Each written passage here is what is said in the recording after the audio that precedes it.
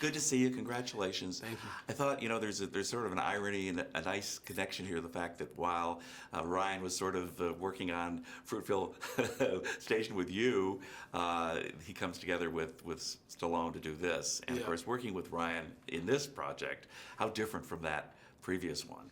Not too much different. It's different budget. I think the trailers were a lot different. The trailers were definitely a lot different.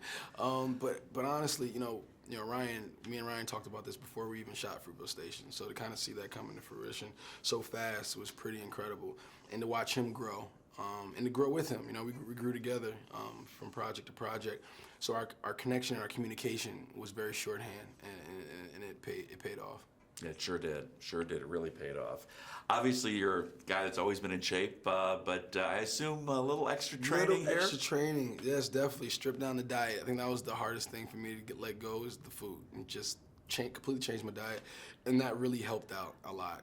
Exercising, 6 days a week, sometimes two to three times a day, and if you do anything consistently for that long, for about a year, hardcore, your body will definitely change, and yeah, that was that was the best I've ever looked, yeah, for sure.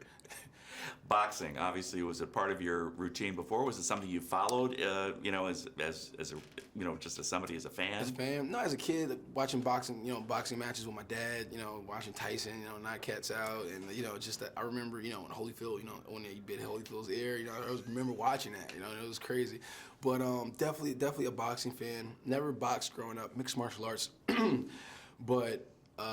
Yeah, this was my crash course. This was a year and a half of going to the best boxing minds alive today, and just trying to soak up as much information as I can.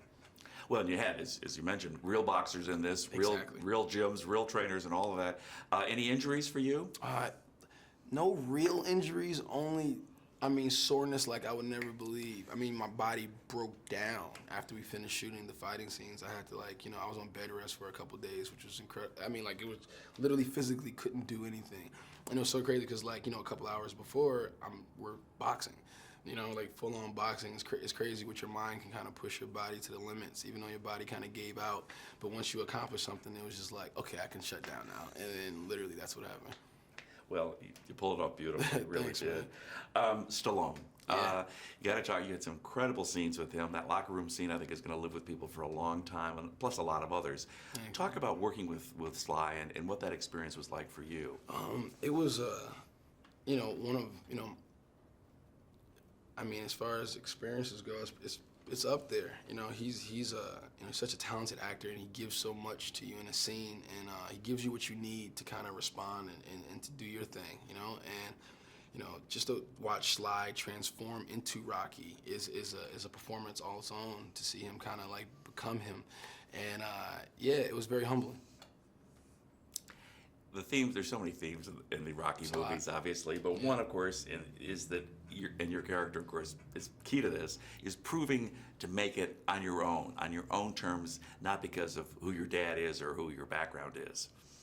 Yes, that's definitely it's a huge theme in it, especially for Adonis, who's living in the shadow of the famous fighter that ever lived, and it's one of those things that, and he doesn't even know him. So I imagine how frustrating that is. I've never met the guy, and he's, in spirit, stopping me from doing the things that I want to do, and he's left so many questions on the inside. So I think for Adonis, really trying to find himself through sport, and through family and the people that knew his dad the best, and ultimately Rocky, Apollo's best friend, he became that father figure in a way. He became that mentor. He became his, Rocky. He was Mickey, and I think that was pretty important. Yeah, that came through that way too.